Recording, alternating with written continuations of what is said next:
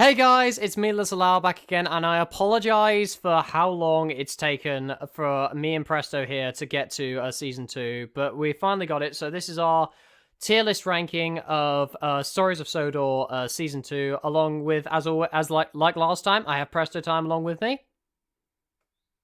What's up? Hello, everyone. I'm back. Sorry for the wait. Yep.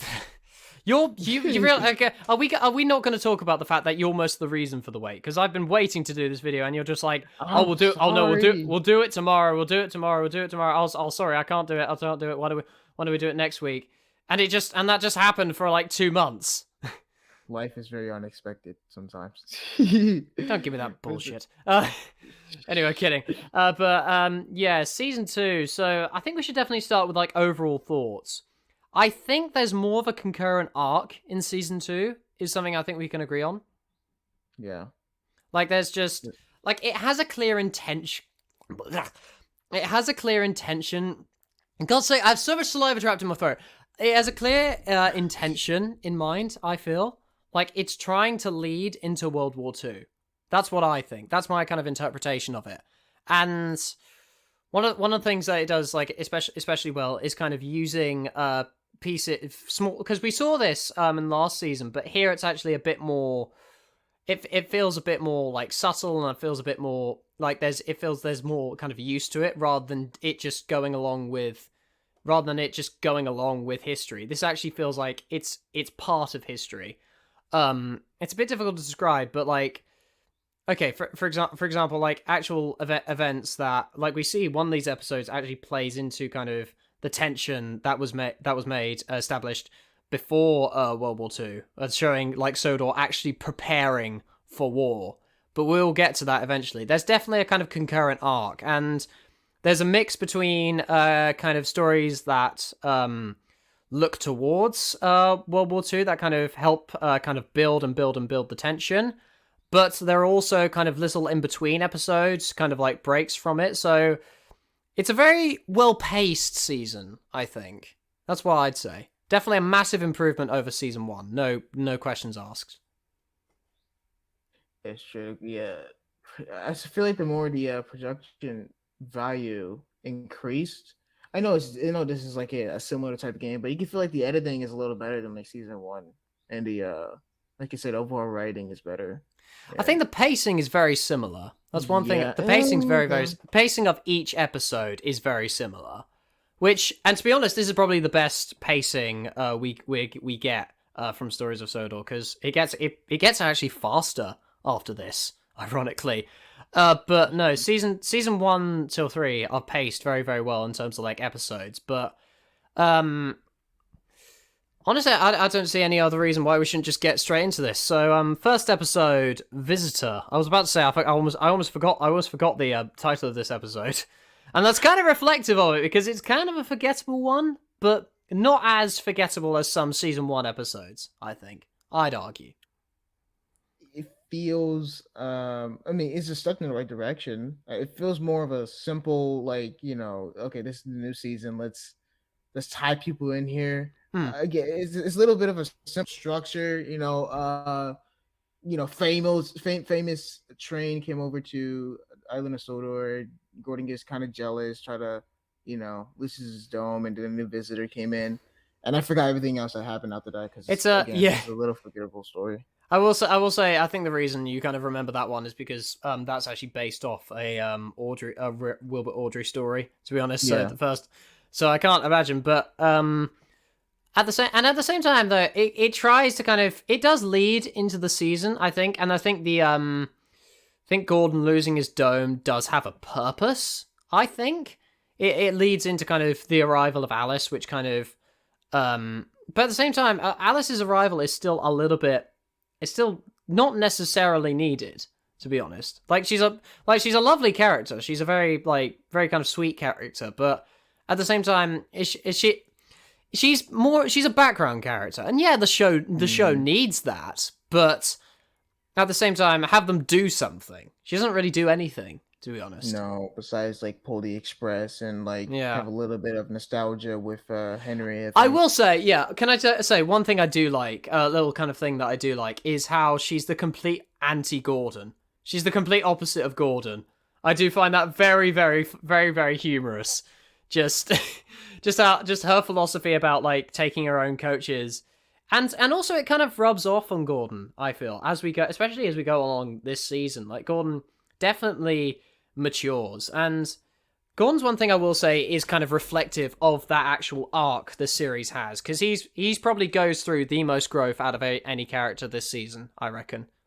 And it was something I never noticed on first watch, but yeah, he goes from the kind of stereotypical, like how the early books kind of depicted him, to someone much more kind of seasoned and actually much more mature as the season goes along. That's something I definitely have noticed, and there are certain different elements that kind of play into that. And this is kind of what starts it all off. So I can understand it's necessary, but at the same time, it's just there are episodes I'd rather watch. This isn't like we said before we started recording that almost every episode here is rewatchable to an extent. This is probably not one of it's almost one of them because it does have some quite funny moments in it. But like funny moments like Eric teasing Thomas over over Kate, like at the beginning when like just that scene where Thomas is like, yeah, very nice, not bad to look at either. Careful, Thomas, don't want Kate hearing that. Ow, shut up. Like I do. Like I think it does have some that classic like stories of Sodor humor which we grow to kind of accept, and like it gets better over time. But C, perhaps not D. I think D's a bit too harsh, but D is a little too harsh because there are some things I like about the episode. Like this is the episode where it kind of started with. I'll let you have your 2 cents first. Okay, I was getting a bit ahead of myself. Yeah, you're fine. I like this episode because it kind of began with Gordon's mature arc, his kind of own character arc. He became like a more, I guess, kind of humble person in a way.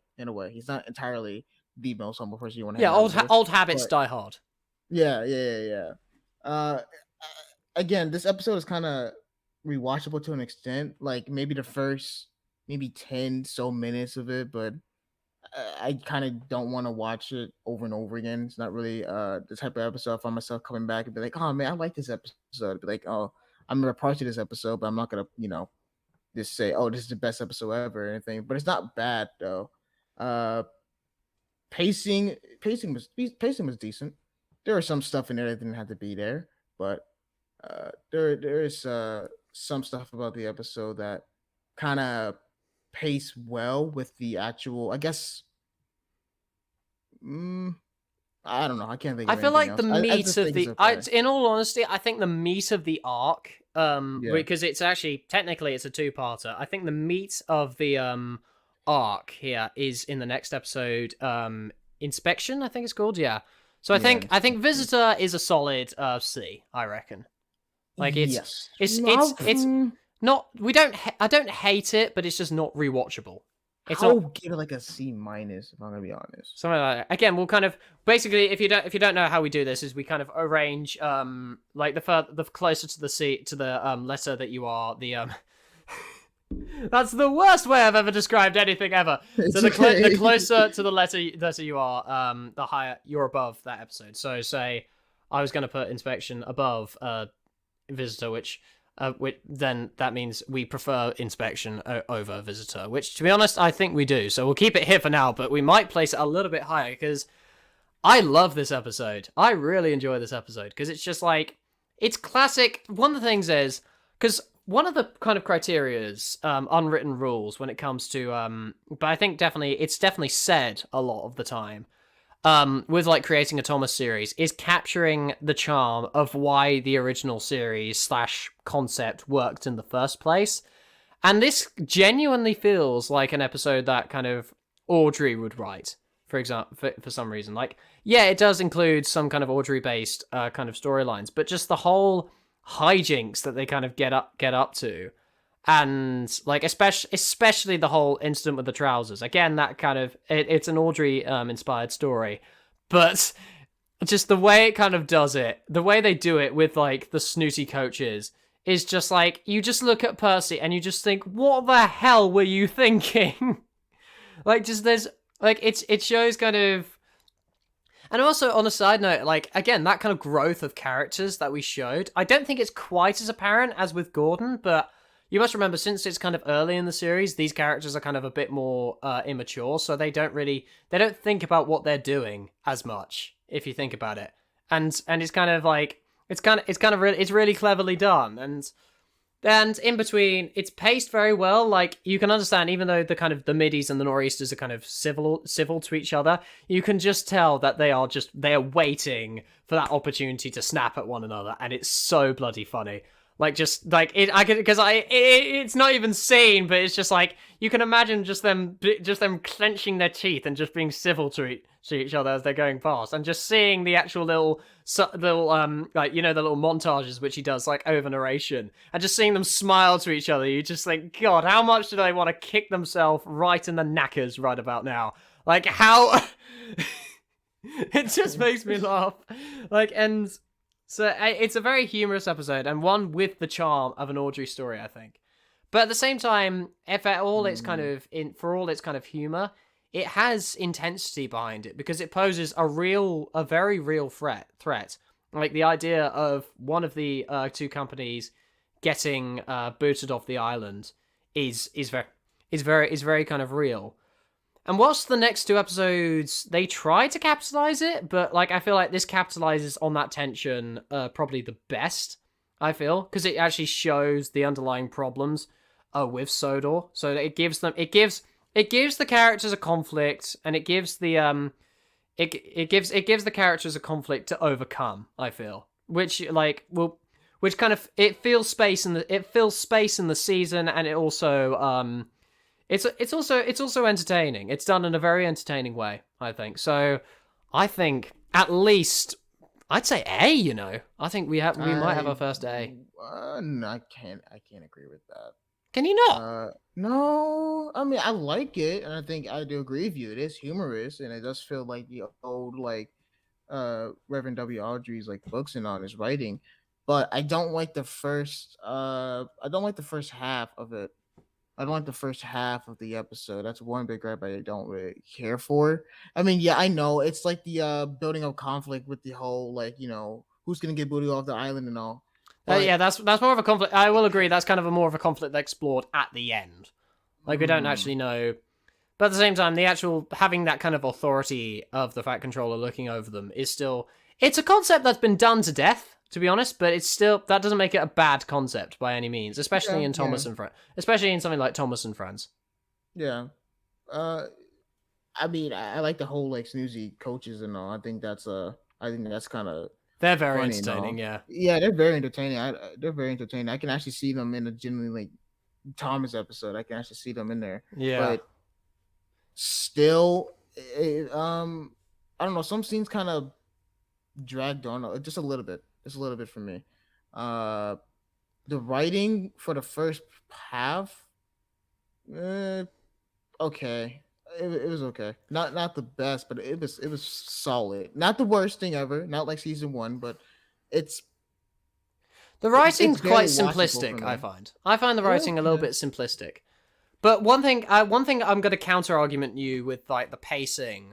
Personally, how I feel that works is that it's purposefully slow to kind of to actually kind of build. You're kind of thinking, like, oh God, when's it going to happen? When are they going to break? And it's just like, it's creating, the longer it kind of drags out, the more inevitable it's going to be that that tension is going to reach a boiling point. That just those two being civil to each other just isn't going to work.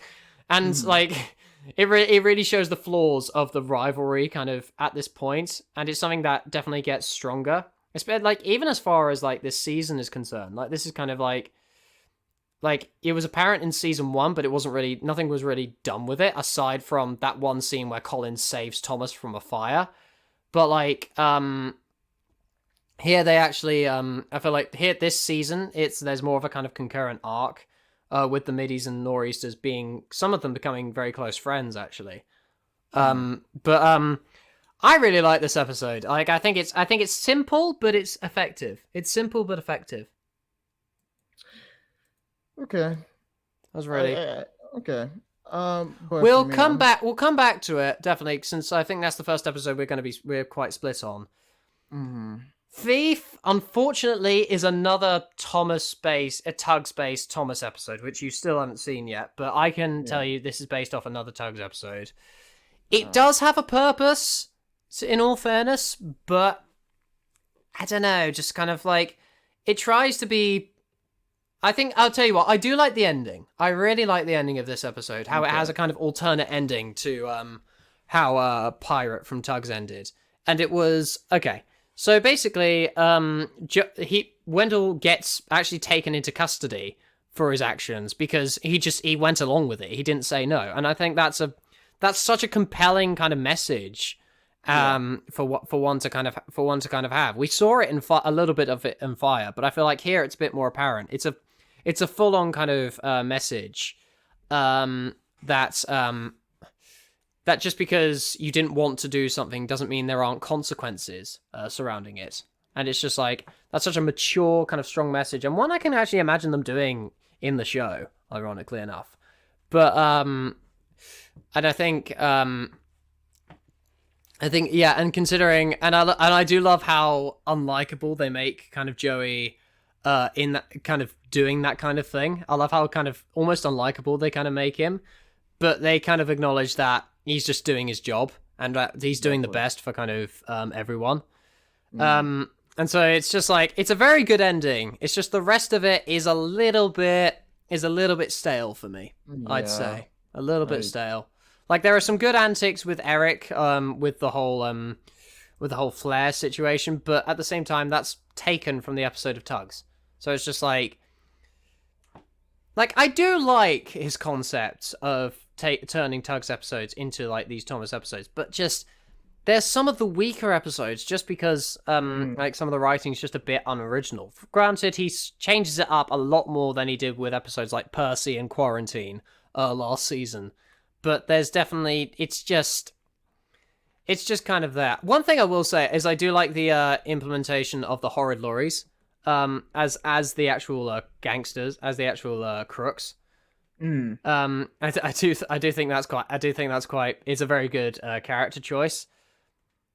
I will say using Great Western characters, especially considering Wendell's an OC, is a little bit random. I will say I do find that a little bit random, but they become like supporting characters in the series, and they establish characters that come and go throughout the series, and I think that's one thing I will say about season 2. It introduces a lot of side characters, a lot of kind of characters that will don't play major. Some of them like don't play major roles in it, but they do become supporting cast members, and they actually have a purpose in what they're in, and they have a characterization to go along with it. So, and I think definitely this does it again. Like granted, we never see the horrid lorries again as to date. Like we haven't seen them again, Yeah. but I don't know, just some. To say that well, I'm probably gonna give like Thief like okay, yeah. Yeah. Okay. Now you can speak. Now you can speak your piece. All right.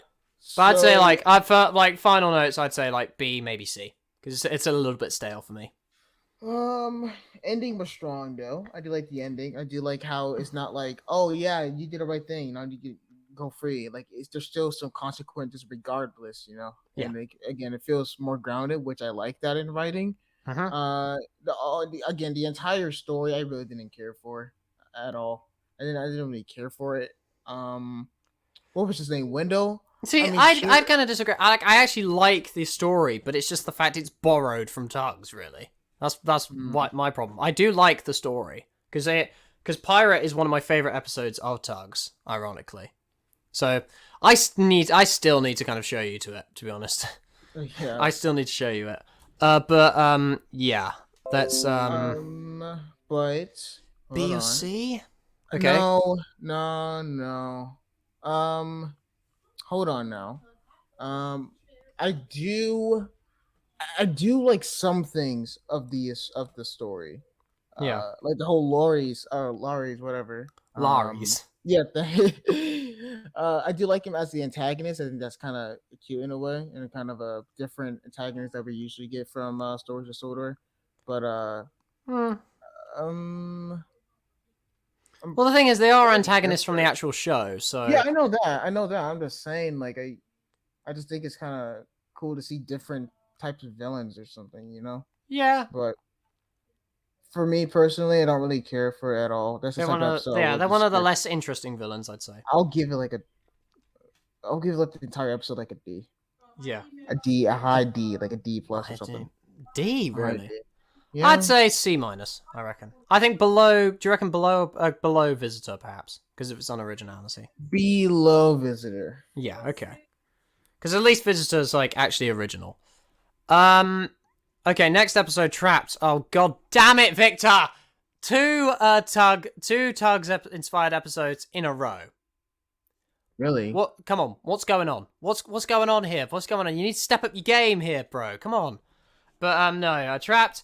It's entertaining, I will say, and I like the use of the little hint to Rusty and the Boulder. It's but on a personal level, it's one of my favorite episodes of the series. But I think it's very clever how they actually use the Boulder here, and like there's still the kind of suspicious nature surrounding it, and but at the same time, there's an actual cause behind. Because here's the thing. Actually, no.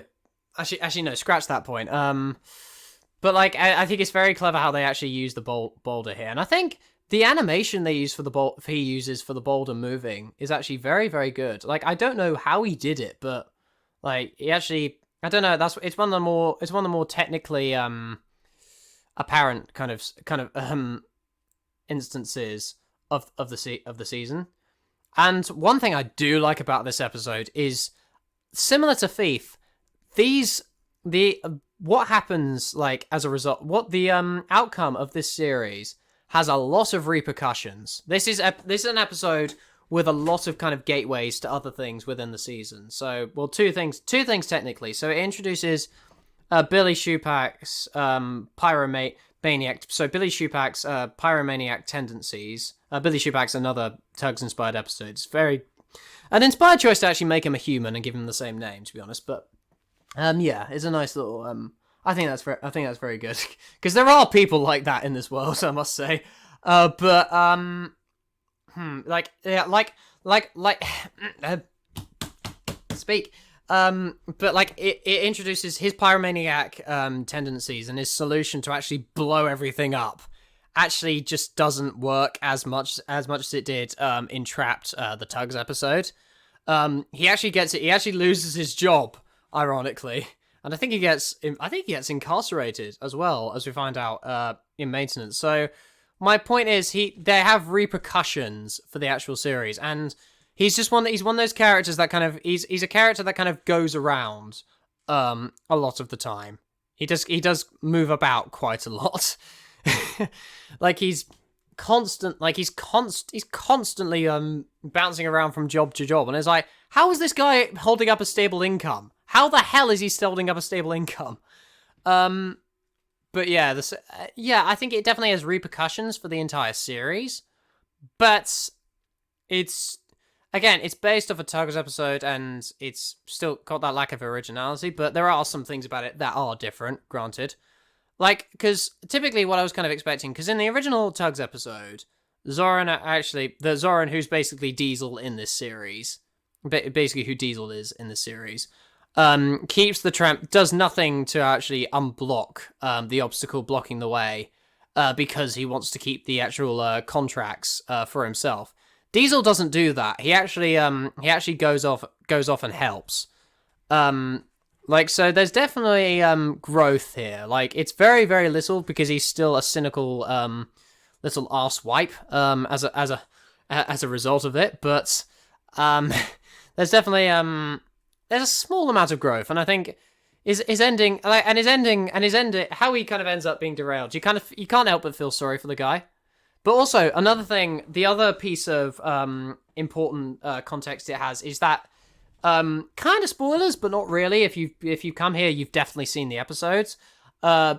It's it's the end of the Fat Controller's inspection, and he decides that both should kind of stay on, which kind of leads, which speaks for itself, really. The kind of it allows kind of it's kind of it kind of shook the island a little bit, the actual inspection, but it's so actually it shook the island, but at the same time it's made them, after the whole thing, it's made them more aware, and I think it's very kind of it's a very crucial turning point in especially as far as character dynamics is concerned. So I think definitely I definitely can imagine the kind of mindset. It makes them kind of more aware that this could like seriously happen, especially in the future. So I definitely think it's one of those one of those things that's kind of like, it's the end of the Fat Controller's kind of inspection, but it has kind of it has a point in the series. It does have a point in the series. But again, that kind of genericness of being based off a Tugs episode, and also, why the hell is the boulder named Bob? That's such a random. It's like he picked a name out of a hat and just said Bob. Like, why is he named Bob? That doesn't make any sense to me. If it was like, Bob the Boulder, yeah, I get it, alliteration. But if it was like some kind of, I don't know, maybe you could have named it after like a Thomas director or something, or like, I don't know. I feel like you could have been a bit more clever with that, because it just sounds like a very, very, very, very random name. That's just a little nitpick. But yeah, technically it's nice. It's nice to look at. It's got some like very, very good like technical elements, like with the boulder's movements. And definitely when you see like animation that impresses you in a game as restrictive as Trains, it definitely stands out a lot more. And also this episode has repercussions for the actual series, despite it coming across as a very kind of I don't want to say boring episode, but it does come across as quite a it does quite across as like an episode for filler, and it cleverly doesn't feel like an episode for filler. Honestly, it doesn't feel like an episode for filler because it has repercussions. Okay. Well, for me and how I view the episode again, it's quite entertaining. There's a lot of stuff in there that I quite like. I wouldn't mind rewatching this episode later on because it's actually fine, even if it is a little bit of filler. It's good filler though. It is good filler though. What's his name? The other guy that likes to bomb things a lot. Shootback. His character is quite funny. He's a it's kind of a mess sometimes, but he's quite entertaining. Again, this probably has to be one of my favorite episodes in this season. So I'm probably going to be a little biased. Yeah, I like this episode a lot. I really like this episode. I'm probably going to be a little biased, but I'll probably give this like a high B, not an A, but like. I'd say probably the best Tugs based episode we've got so far, hands down. So yeah, B. I'd say B. Yeah, I agree with that.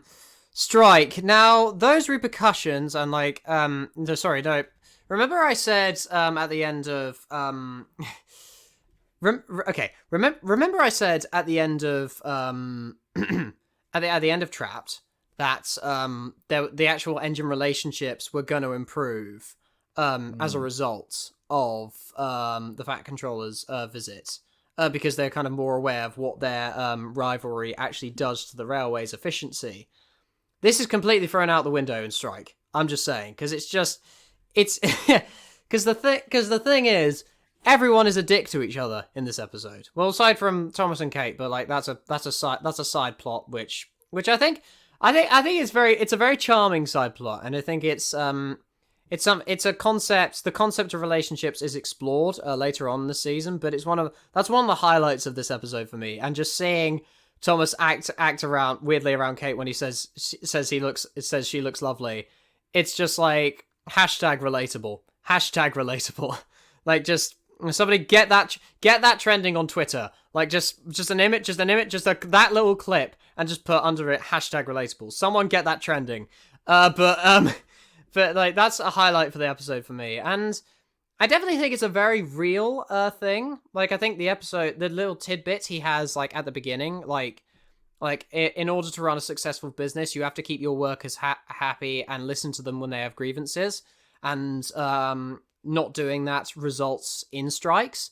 So I think it's very realistic. It's a very realistic kind of thing. I was also quite surprised by the ending of this episode. I think this episode is bookended, very very by a good beginning and a good ending, really.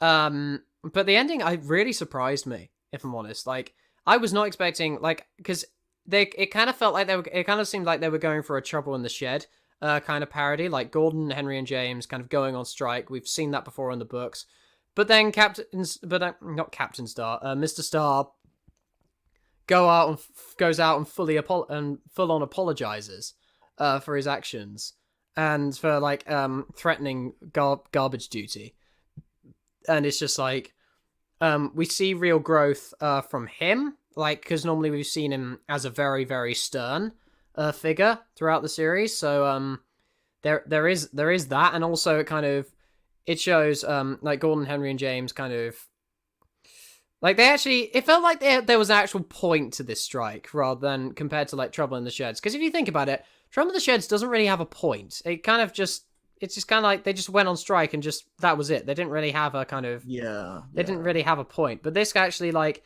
they have genuine grievances, like how the middies like treat them in the docks, and like they have their grievances are genuine, I think, and it's like it's reasons for this why strikes happen, honestly. And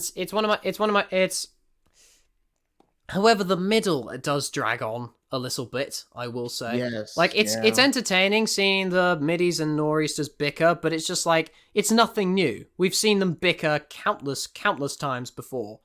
And it's just like, is this supposed to be something new? Like, are they bickering or like It's entertaining, but it doesn't lead to anywhere. Yeah, exactly. Like, it's not really like what is the point of it, effectively? Is what I'm asking. It has nothing to do with the overall moral of the story, really. It has nothing to do with the actual story, the actual plot. It's just there just to, I guess, fill out some more time. That's the way I see it. Yeah, that's kind of the middle bit, but it's bookended by a solid beginning and ending, I think. Mm-hmm. So, but at the same time, the middle bit, like, because the middle bit is typically what a lot of people miss out on, I think, when creating stories. The middle bit is just kind of like, okay, how do we get to the ending already? And how do we kind of go off from the incredible beginning? Like, people put so much focus on the ending and beginning because, like, they are the bits of kind of most interest to people, like how you begin a story and how you end it. But at the same time, the middle bit is very kind of overlooked, I feel. And with how boring it kind of is, it drags the episode down a little bit. So I'd say high C, possibly low B. Because it's not quite as boring as Visitor, I will say. Oh, yeah. Visitor didn't really have that much of an interesting plot. Visitor was kind of boring. Visitor was kind of boring from beginning to end. Like, it had some entertaining moments, but it was kind of, there was no real flavor to that episode. This actually has a little bit of flavor to it, I reckon. But I'll give it like a B minus. I won't give it like a B because there's a lot of stuff I do not really care for. But this is a B minus for me. One thing I will say is I do like to think that we kind of will put more episodes near the higher tiers, to be honest, because we've not got a D episode. To be fair, we've not got a D episode yet. No, not yet. So and I don't think this next episode is, but we are going to piss a few people off with this opinions because we talked about this before. Spectre, you had it. You didn't have it as S, ironically, which a lot of people are going to be like, you guys are going to be typing up in the comments, asking. Demanding an explanation. But honestly, it feels like it's trying to copy Ghost, honestly. Yeah. And it hides... What it does is it hides behind this increased kind of intensity of like, oh my god, the driver's dead. Oh my god, the guard's dead. Oh my god, this guard's been driven insane by Dominic's actions. Where we've seen it before, you realise. Dominic full on died, like in coaches. What was it? It was carriages, I think it was. He full on died, and so kind of like, it's a good way to kind of bring back his character, I think, for one final hurrah, and like actually showing him have an effect on but I feel on the actual series, but it's trying way too freaking hard to actually add increased intensity. There is genuinely a line where they speak, and it's in the next episode as well, like right at the beginning. It's like Toby says like, since he's actually lashing out at us, he's clearly more dangerous than Arthur was. How self-aware do you have to be to like, just like, guys, look, people dying. This is so much more intense. Oh, jump scares.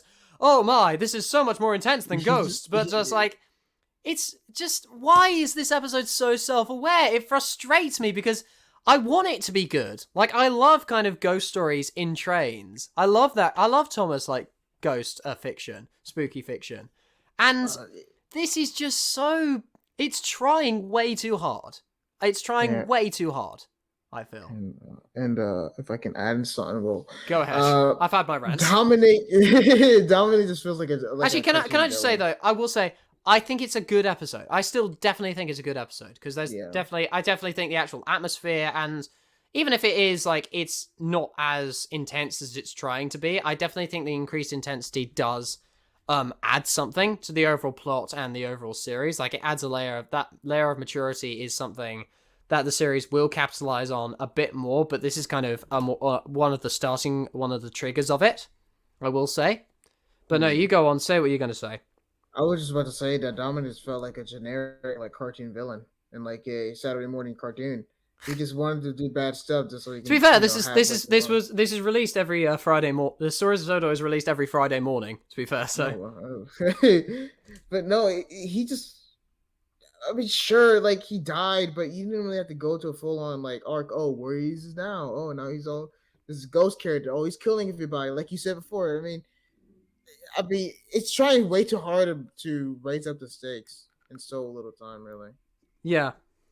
It's trying to raise up way too much, and like you said, it does feel like it's copying Ghost just a little bit. It has almost the exact same like story structure, because like bad things happen, or weird things happen on the island. They go investigate what it is. Turns out to be a ghost. Talk to the ghost. Ghost, vanishes. Because Ghost sneaked up. The brilliant thing about Ghost was it sneaked up upon you with those kind of intense moments. That woman's scream on the platform, like we talked about it in the previous episode, in the previous video, but just that comes completely out of nowhere, and just kind of little bits of kind of intensity like that, and it was integrated subtly. It was integrated kind of like exactly. Totally agree. I do think we're being a bit harsh because I think it's a good episode. Like, I do love the actual building of tension, actually leading into it. Like, because the bit that happens beforehand is completely irrelevant to what happens. Like, the whole idea of just, but I think that's kind of very good. It's almost like the beginning kind of was almost like, well, this is going well. What could possibly go wrong? You had to say that, didn't you, Jim? But. That's effectively kind of what it is, like the whole like interaction between the middies and like Lily's wholesome little savagery towards Diesel and Adam, and of course the guard revealing that his wife is pregnant. It's all very kind of wholesome, a very kind of wholesome beginning, completely contradicting with the episode's tone. And I think there are some nice moments between Lily and Gordon showing their kind of relationship. And also, it's this is actually the trigger thing that actually brings Douglas and Lily together. So yeah, sorry for reminding you. They actually become a couple. But yeah, and I think it's so yeah, I think, and I definitely, one thing I will say is kind of those kind of little moments with the characters. We're meant to endear to all of the characters because like there is a real possibility that like when war comes around, one of them is going to be taken away from us. So it's a classic kind of like make the characters as endearing as possible because there is a possibility we're going to kill them off. So Spectre, I think it's an A. Do you reckon it's above Inspection? I won't even put it in A if I'm gonna be honest. I put it in like A-, I reckon. Okay. For me it's A-. For me, I'll probably give it like just a B, mid B maybe. Yeah. Mid B. Sabotage. like both of us, we have different opinions on this episode. I think it's great. I love it. I'd probably say it's the I, best episode of the series, to be honest. oh, really? Yeah, just like Okay. I'm trying to think because it's like, let me get my thoughts together. So like, it introduces a character from season one. I Yeah. think it introduces an actual character from a villain from season one, I should say, and he actually I definitely think what definitely helps create the character's intention is the fact that he doesn't speak. Like, he doesn't just say, like, oh, I'll get you, like, Sodor or something like that. He doesn't actually have any yet. He's a very silent presence. Because he's only, think about it, he's only in, like, 3 or 4 scenes in this episode, considering the impact. But those 3 or 4 scenes that he's in create so much impact. And I just think that's so clever. How you can give a character as little scenes as physically possible and give them that amount of impact that they have. I think it's ingenious writing, honestly. Okay. Like, it's like, because the accidents they have, the accidents here, there are no pull punches. And what I really love is how they get bigger and bigger and bigger. Like, the first accident in, like, Thomas in the Lake, which is actually based off Trust Thomas, by the way, from season 3 of Thomas and Friends, if you didn't already know. Again, so nice kind of integration of like other kind of stories, because you can kind of imagine. One thing I will say with like is why I feel like I feel like I prefer when they use Thomas stories, he bases it off Thomas stories rather than Tug's stories, because think about it, you can kind of imagine like for like TV series episodes and railway series episodes that Audrey and Britt Allcroft eventually down the line actually asked questions for like incidents that happened, and so you can kind of imagine them basing it off these incidents. So I think it's very, very clever how they use Thomas stories. Whilst the Tugs incidents are kind of like, they're kind of a separate kind of thing, I will say. The whole thing with kind of Tugs episodes. But as for but actually no, but yeah, I was saying I do love how kind of like the accidents get back to kind of what I was saying about the accidents, how they got bigger and bigger, because it had Andreas and the Andreas and the passengers, which you don't think it could possibly get any bigger, like a accident with the passenger train, but then someone actually fully dies, and but someone actually fully dies when Henry crashes with the flying kipper, which is a very good use of flying kipper. So this is one of those episodes where I feel like the middle is actually the best part of it, actually, ironically enough. Okay. But I think the beginning is also very, very good as well. Like, again, that integration of characters from season 1, like Jeffrey kind of having his kind of redemption arc and actually apologizing for what he did, and it's very clever actually, because he introduces it returns 2 major villains from season 1 in Jeffrey and the Saboteur, who is actually Burke, as in Burke and Blair. So like Jeffrey comes in to actually make amends and is learned from his actions, whilst Burke decides to make things worse and take revenge, and as a consequence he gets life in prison. So it's very kind of clever how they almost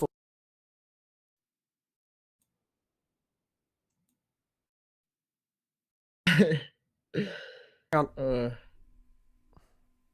Okay, hang on. Yeah, I'm back. I think it's very clever how they foreshadow it with Jeffrey's arrival, with the whole thing, with the whole thing of him kind of redeeming himself and actually making amends with people. And then, but at the same time, it kind of like, oh, people actually have time to think, and so they actually learn. But Burke does not learn at all from his ways, and he becomes, and as a result, he gets the short end of the straw. We did feel the ending was a little anticlimactic, and I feel like it was just used to kind of make the ending original. To be honest, you know, you kind of changed my mind about the episode. Originally, I didn't really care for it, but now since you gave me a full summary of the episode, I'm like, you know what? It's not that bad. Looking back at it, it's not that bad. The ending is a little, like you said, anticlimactic. It's not the best ending, but Other than that, it's a pretty grounded story. Pretty I would say kind of intense story, and I Hmm. do like Jeffrey's redemption arc because I'm guessing in stories of Sodor in general, we don't really get the many redemption arcs, and when we do, it's kind of that's kind of rare. You can like correct me on that if I'm wrong, but if I can remember, we don't really get the many redemption arcs in stories of Sodor in general with certain characters. Some Uh, characters, yeah, I will say, yeah. Like, granted, um, there have been like a load of new villains kind of introduced, and so we haven't really seen them. We haven't had enough kind of time to actually see them redeem themselves. yeah. But as for back to Sabotage, I think it's S. You know, ironically, S. I kind of see it as S Okay. because like Well, it has flaws, but at the same time, that's kind of like that doesn't mean it's kind of that doesn't mean it's not top tier. I feel just because something has flaws doesn't mean it's not top tier. I reckon. Like it's just yeah, it's I just can agree with it's that. just slightly let down by the final few seconds of it, Yeah, effectively. it's But a it's strong I like the episode though. intensity. It's a very very strong Yeah, episode. I think like S minus or so. yeah, it's mine. That's fair. I can agree with Yeah. that. Yeah, I can agree with that. Smugglers. Mm, it's kind of like the weak sabotage. It's A yeah, little it's bit. it's the weak version of Sabotage. But again, it's very kind of it doesn't quite have the intensity as I'd like Sabotage to have, as I'd like it to have, as Sabotage does so brilliantly. But but I think it presents very real kind of conflicts on railways in real life. That whole idea of kind of smuggling. But again, it's just the whole episode's just a bit anticlimactic the entire way through. Like there's no Yeah. kind of also, there's an episode named after there's a character named after a Simpsons character. Like that's just Really? a big yeah, Homer. Oh, I wasn't really paying And he was attention. saying, it's like, what am I going to tell Marge and the kids? Jesus Christ. It's Okay. quite it's funny, but you know it's kind of random. It's kind Huh. of you know, but that's the thing, that's the charm of kind of stories of Sodor. Sometimes it's rather random, um, but yeah, just like it's mostly exposition really, and kind of tying up Bro. loose ends from Sabotage. That's one thing I would say I would have loved to see more in this episode because it does kind of show it like right at the beginning with Henry going off to Darlington and him talking to I think it's Douglas or Donald, I can't remember. Yeah. Um, I would like to see more repercussions of Henry's accident. I'd love to see more kind of repercussions, and I feel like this episode could have been that episode where it's done, but it's just in the end, just nothing happened. It just kind of it's tied up completely, and it just moves on to this completely less interesting storyline about smugglers. So I think it's a surprise. I wasn't expecting this to be as weak as it was, to be honest. I was expecting Really? this to be so much better. Or even close to being better at sabotage, but I know, unfortunately yeah. that's not the case. I know, yeah, it's bizarre. There was some there was some good build up in it, but it felt like it kind of dropped off later on. Yeah, There I was will some say it decent probably build has up. my favorite line in all of Stories of Sodor in this season. Anyway, it's like when the for some I don't know why this makes me laugh, but when they're getting caught by the smugglers, when the smugglers are getting caught by police, they say you're under arrest by like a bevy of things like larceny, like larceny, transportation of exportation of narcotics, and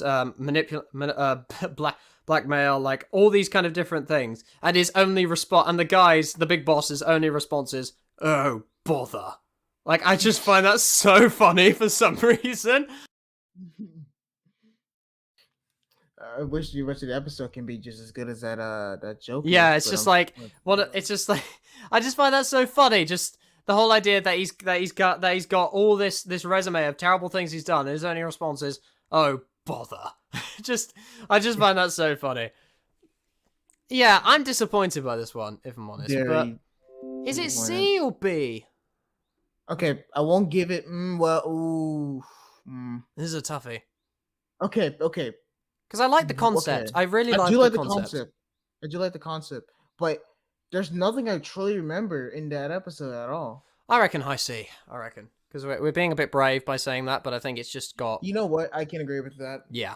I can. I was thinking about giving it like a B minus, and I was like, nah, it's not even like a B tier at all. Not even close. Furness, I was preparing myself to hate this episode, but I can't. Really, I find it very charming. I think it's very it's kind of nostalgic, but it's also kind of sad, like knowing what happened to the Furnace Railway. And I think it's a good way to kind of build up exposition, because we talked about this, and I'm not sure we talked about it like in this video, but we definitely talked about it in the previous video.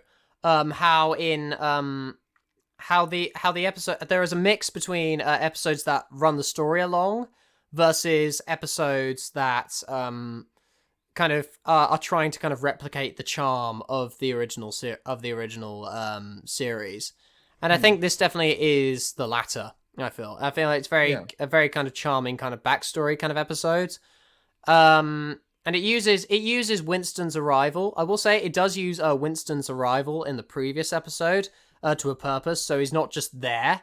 I will say, which is something I feel like they didn't do with Alice, ironically. Yeah. But like, so he has he's a more interesting character than Alice, I would say.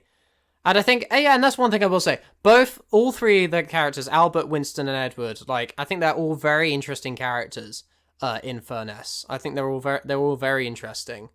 Like how they actually bounce off each other, how they kind of react, how they kind of work around, and their different roles that they play. And definitely, I will say, it's very realistic how the railway actually closes, just from a bevy of like serious incidents. Which is just like, and some of it's like problem is like labor problems. Like it definitely it's realistic how it closes, and like it's like I said, it's a bittersweet episode because it's just like it's charming, like a piece of nostalgia for Edward, but at the same time there's also that sadness of how it closed. Yeah. Which, it could be a bit more tragic, but at the same time, I feel like that's not what it was going for. It was going for more nostalgia than tragic, I think. It was it's a nice story. It's charming. It's very entertaining. I do like the dynamic with the characters. It felt very realistic. Honestly, it almost feels like something that Reverend W. Audrey would probably do. Something like that. To some extent. I've just changed my mind about Spectre real quick. I'm going to put it in B. Really? Yeah, okay, I'm going to put it in B because it's just like... I was thinking about the same thing. I'm like... Because it's just like... It's just... It's stale. It's just not... It's nothing special. I was surprised that you put it in an A tier. I would have definitely put that thing in B tier. You didn't fight me. Why didn't you fight me to put it elsewhere? I was like, "Oh, you do you. You know, I'll prove you wrong later." Just because I'm the one in control of the freaking screen. Anyway, but like Furnace Railway, I'd say it's A. You know, I put it in A because it's kind of it's one of those episodes I wasn't expecting to enjoy, but I'd put it in A. You know, I'll put it above Inspection actually. Oh, okay. Because like Inspection was it was entertaining, but I really like Furnace a lot. I had more fun watching it. It's very strange, just like because like rewatching. I thought my opinion of like Stories of Sodor was completely set out when I first went into this, but like I actually found a lot of episodes surprised me when I watched this, and I think it's very interesting just how much more and I do find it interesting just how much more there is to kind of Victor's series than just kind of some episodes that kind of that should be entertaining when it's just the actual sometimes it's just the smaller episodes, the ones you don't expect to find as entertaining as some that actually really sneak up on you. And I find that such a good thing about his series, and it'll definitely become more apparent as we keep rewatching these episodes, I think. But it's emphasizing why I love Victor's series so much. So but this next episode, Prejudice. So I do love the intensity of it, but I kind of like how it doesn't go anywhere. I kind of like the anticlimactic nature of it because it's just like all this kind of building of tension. The episode ends very anticlimactically. And I really like, that's what I kind of like about it. It's kind of like, because they actually appear in Stories of War, the British Union. Like they actually become, they actually cause a major accident that kills a major character. I won't say who it is yet, but they actually kill at least two major characters through Stories of War. So I definitely think they get their revenge, but so I kind of like how anticlimactic this episode is because of that. So and I think it's a very kind of it's an interesting integration of history, I think. Like the British Union, I think it's something I definitely it made me want to do my research on the British Union. Actually, watching this episode, it made me fascinated in history, effectively, which is what a historical series is meant to do. It's meant to kind of show history in a kind of fictional light.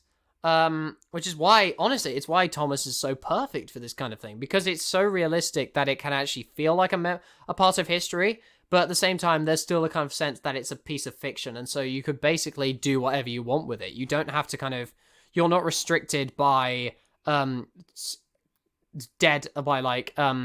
historical facts. You're not completely, you're not completely, you're not completely held back by historical kind of factual.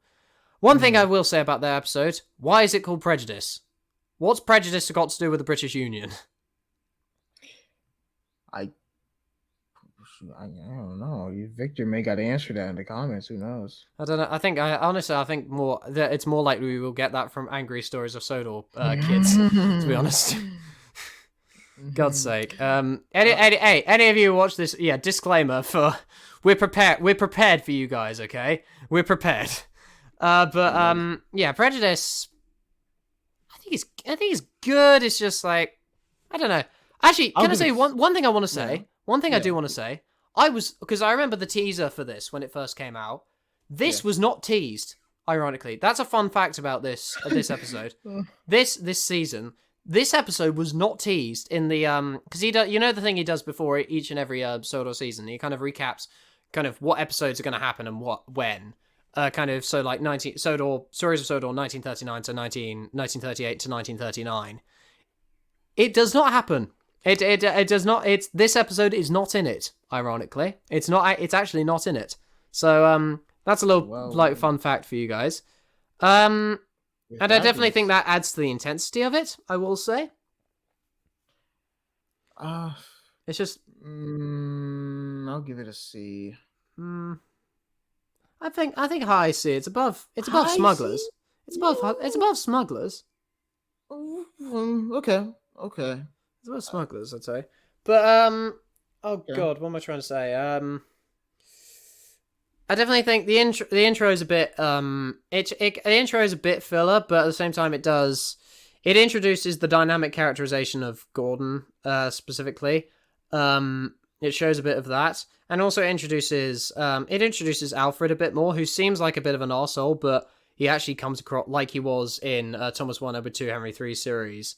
But here he's kind of like he's actually willing to learn, and I think it was a nice kind of surprise, which makes it. And kind of seeing what happens to his character is kind of is much more it makes it much more tragic. I won't say what it is, but I think you guys probably know what it is. Maintenance. That's probably gonna be the first D. It's probably one of the worst episodes in the entire series. It's just, you could put it anywhere, and it's just so... It's necessary concept, but like it introduces a fundamental concept in the concept of green water, but you could put it anywhere. Why didn't he put it in like Sodor history? Like, it's like the whole. Do you remember like the Sodor specials that he did, where he actually explained like why vehicles have faces? Well, not why vehicles have faces, but you could have done that. Like, why the hell? It didn't feel like it needed to be like a whole like episode, you know? Yeah, and in this season as well, it just doesn't need to be there. No, I don't remember anything in that episode. That's how much of forgivable. No repercussions for anything that happens. No, there's no major consequence, I don't think. There's no major consequence. Like, except for Diesel getting karma. But even then, like, Diesel deserves karma 24/7. What's the difference? Like, Diesel, like, he teases Percy, then he gets karma in the next episode. But Diesel asks for karma 24/7. What's the difference? It's just like... It does not need to be there at all. So unfortunately, Yeah, maintenance is our first D. Probably it's absolute probably waste. the worst episode of the series so far. Yeah, The yeah. series. There's nothing. There's nothing good about it. No, I can agree with that.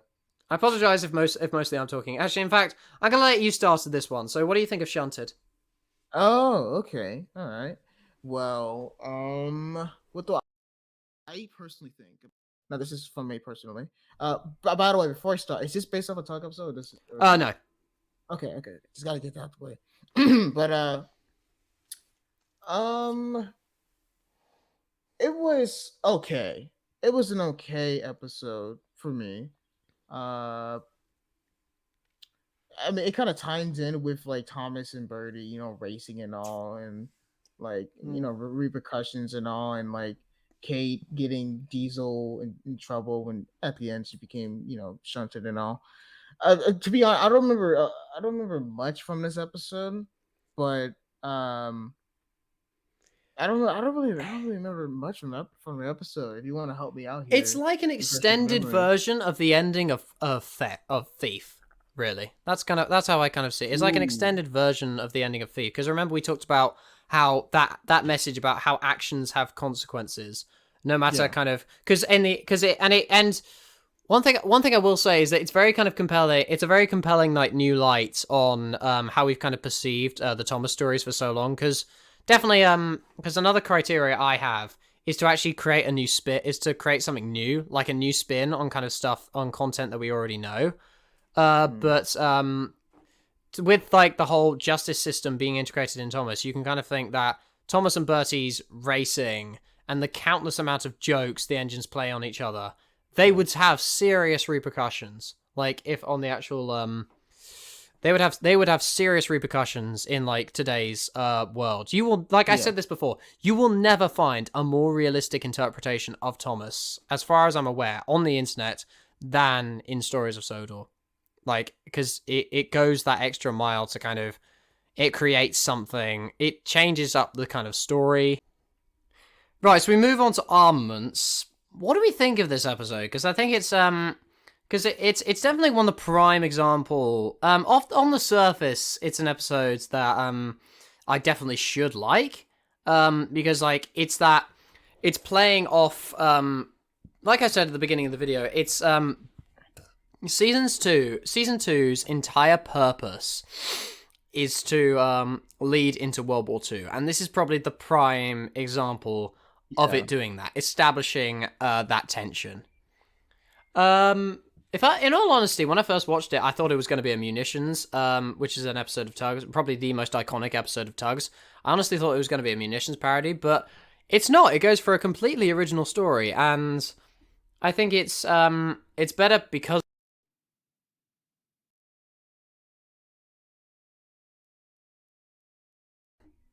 All right, hang on. God's sake, yeah, No, it's it's fine. working, it's working, it's working.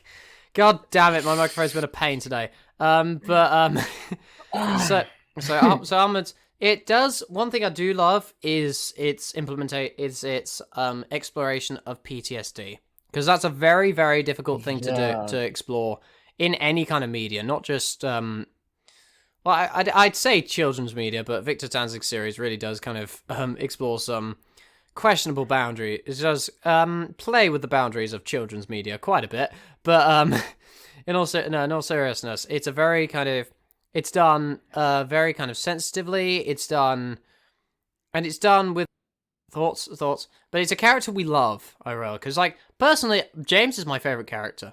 I'd say James. Well, yeah, it's Same. tied between him and Edward. Like generally, I think.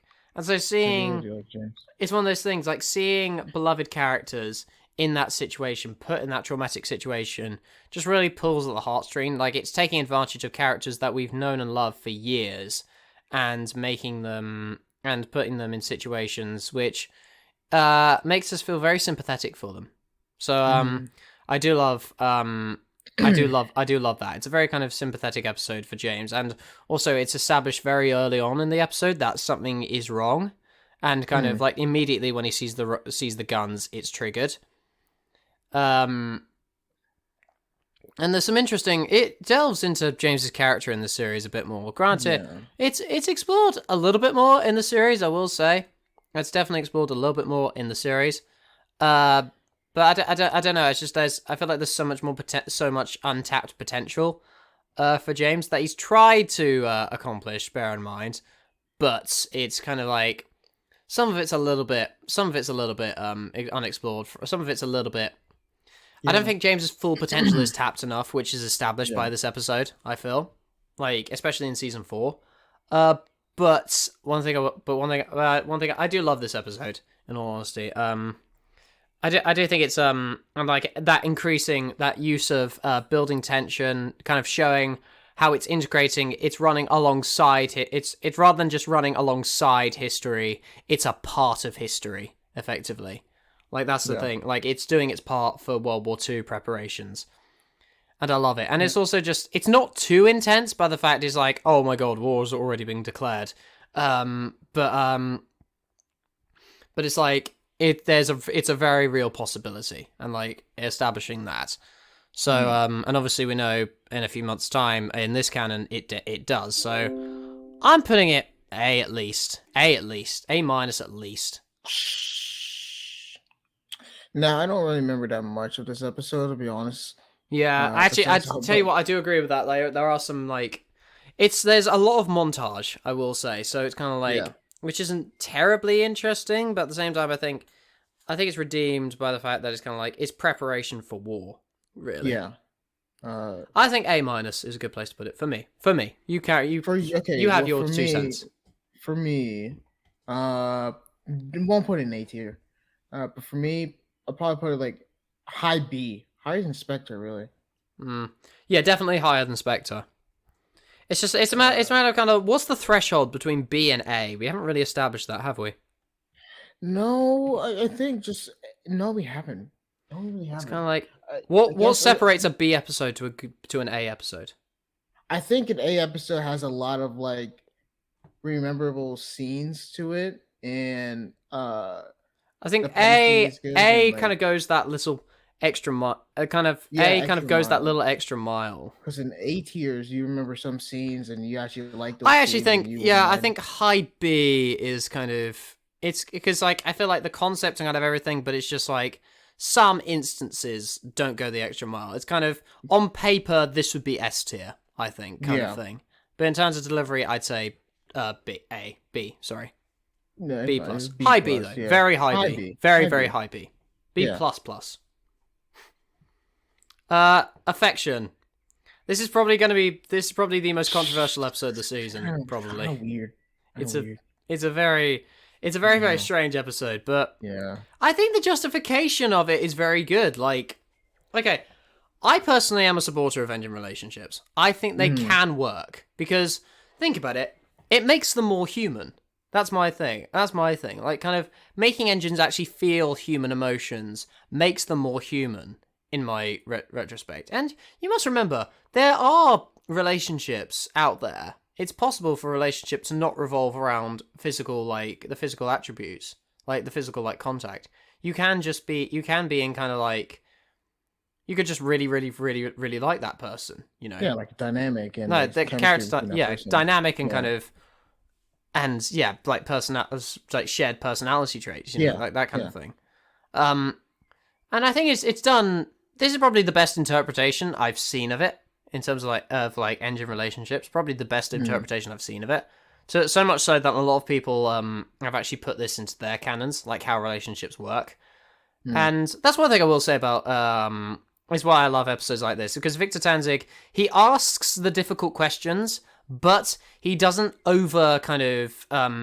doesn't overthink them.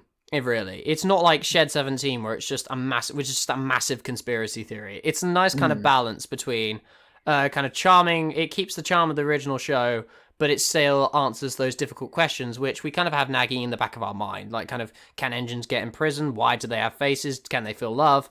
Like, those kind of, all three of those questions. Well, no, not why do they have faces, but two major questions have been answered this season, and I think it's kind of, it's a good use of filler, I will say, using kind of, using those kind of things above. Actually, you know what? I think I'm going to put Shunted above Prejudice. I'm going to kind of disagree with you because I feel like just for answering that, having the balls to answer that question, I feel warrants it having a high C at least. Okay. I think that kind of warrants it. Affection, do you reckon it does it a bit better? Because it's kind of like it has some Mm, unmemorable moments. Like I think the prank that Molly plays on Diesel and Adam is kind of unremarkable. I will say the relationship between Eric and Molly's are kind of out of nowhere, but then again, it was established in Armaments and not here. true. But I one thing I want. Okay, no, you say your piece. You look like you said you were going to say something. okay. Well, the way that Victor kind of writes romance in a way is that when two characters meet and they talk for a little bit, they instantly like have like this burning affection in them, and they just want to be together and all. That's how I view Molly and Eric's relationship. Uh, and I actually like Eric in this episode a little. Like in previous episodes, when I see Eric, I'm like, okay, he's just gonna do some dumb things. People are gonna yell at him. But in this one, he felt, I don't know, he generally felt a little smarter than the previous Erics that we've seen. Really, Eric is not terrible in this episode. I don't know how you feel about it, but for me, I feel like he's it's more. tolerable.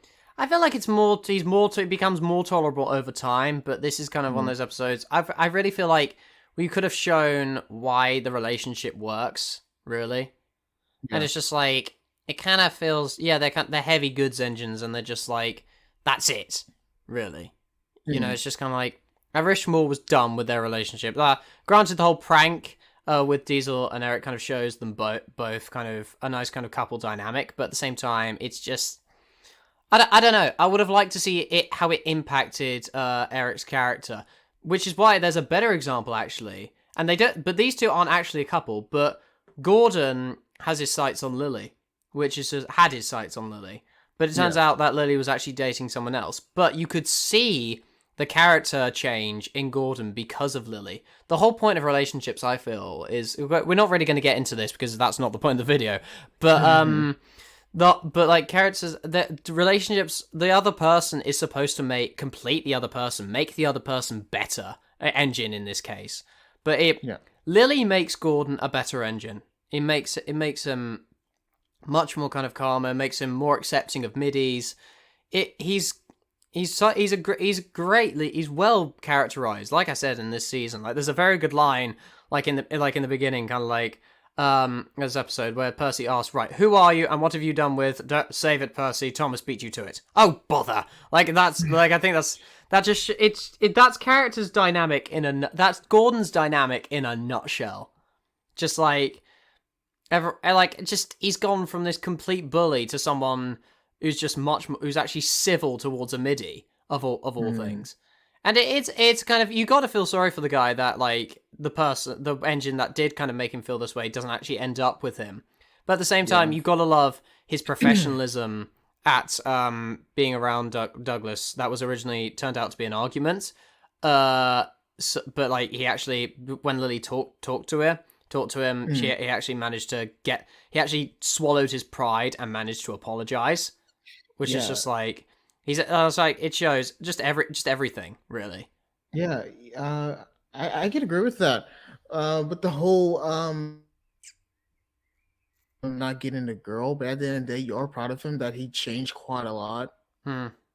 He again, like you said, he went through the And I most think it's character growth. unique. I haven't Yeah, seen it in other. I haven't seen it in other like shows, in other like series. Like I haven't seen it, especially in the Thomas it- series. And also, I will say, and one yeah, final thing on like relationships is kind of like it establishes these characters have something to lose because like we obviously know what's coming. We know World War II's coming, and these characters, because of having relationships, give them something to lose. If they were just fending off for themselves, then it wouldn't be as impactful. But because these characters have kind of actually relationships, like think of it this way: it's the equivalent of like a soldier returning. Sorry, it's the equivalent of a soldier losing of a wife losing her husband in the war. Effectively, actually giving that something to lose just adds so much more emotional intensity, I feel, and like and also strengthening character bonds, really, of all the characters, really making them as one united kind of front. Just makes the actual makes going into World War Two much more impactful. I feel actually the actual entrance into World War Two. So props to Victor for that. I think Affection's a very strong episode. I think it's controversial, but I think it's heads in the right place. I put it in A, not S. Definitely not S. A minus. Yeah. I think A minus. I think it's just. Do you reckon it's above or below Inspection? I feel like some of the elements of Affection do drag it down. I will say, but I think it's gone that extra mile. I think we can put it above Inspection. Yeah. Okay. I think we could do because I feel like it's gone that extra mile, like we talked about. It's an interesting kind of concept. It's answered the difficult questions, and it's actually relevant. Like, unlike some episodes, it's actually relevant to it's actually relevant to the actual time period and season, because they have something to lose in a period where they are leading up to a period where all characters are going to lose something. Like, and it's hard to see those characters losing stuff. Stuff that's really close to them. Exactly. And that leads us quite nicely into kind of Parade, which is a nice kind of calm before the storm episode, I find.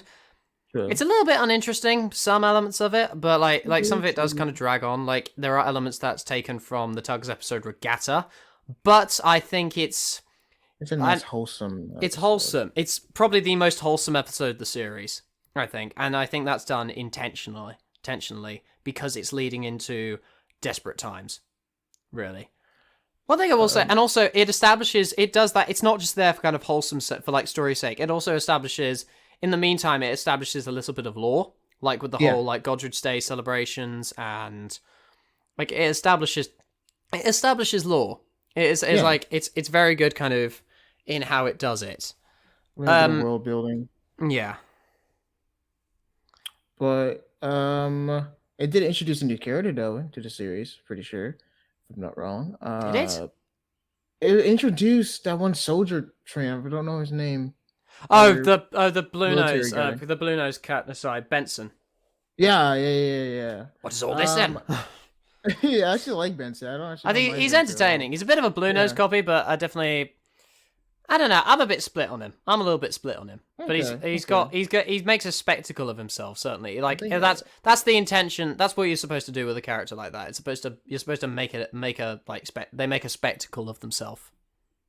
I did like him. He kind of carried this episode for me a little bit, because, like you said before, the episode itself as a concept isn't really all that interesting, but it does kind of prepare everybody else for the upcoming, war and everything. I think it's what do you think? I do like the festivities. I do like the whole like how they make this festivities kind of grandeur, like how he actually places like the models and the and like carrying the actual events. I think with the whole like echo of the mic kind of thing, there's a very sense of grandeur to this episode. This episode feels grander than kind of other episodes, I feel. Because like it involves every single engine, and like there's proper like celebration behind it. I think it's very, very good how he actually does. He manages to capture the atmosphere of a like a parade. Do you personally think this is a good episode to end on the entire series of season 2? I think for the series that it is, yes. Okay. Because it has a place. It ends the series as the series. Like it leads into World War II. Really. Okay. Because one thing. Okay. I'd say B. I'd say. No. Actually, I agree. Maybe low B. Below or above Strike. Put it above. So yeah, that is our ranking. And one thing I've noticed, like almost every episode here has a purpose, to the point where I'd probably say season 2, like as a season, is my favorite Stories of Sodor season. I'm not even exaggerating. I think it's my favorite Stories of Sodor season. The second one. Honestly, I'm saying that truthfully, because like just all the way through, almost all the way through, some episodes really, really, really dry. In fact, like a few odds and ends, like in terms of some stories, but everything works. It's a series that has just everything clicking like at full circle. Like as a collective season, it doesn't have my favorite episode of all time in it, but as a collective season, everything is just feels like everything kind of connects and everything kind of feels like a bit of puzzle. And maybe it's Yeah. because I do have a bit of nostalgia for this series because like I only was kind of introduced to season 1 like halfway through, but into Stories of Sodor halfway through season 1. This was the first series I was like super hyped for. Like I remember like I was so like I was just so excited for season 2 when it first came out, and just that kind of nostalgia of just going home every kind of Friday afternoon after school and just finding a new Stories of Sodor episode and just watching it was just incredible. Like it's just it was. I have a little bit of nostalgia for this season, I will say, but I think honestly, it's my favorite season of Stories of Sodor. Okay. It's definitely a high improvement in season one, though. Definitely high improvement. Oh There's more yeah, episodes that are more like the enjoyable to difference watch. is night and day. Yeah, Honestly, it's stratospheric. it's shocking that Victor improved a lot after the first season.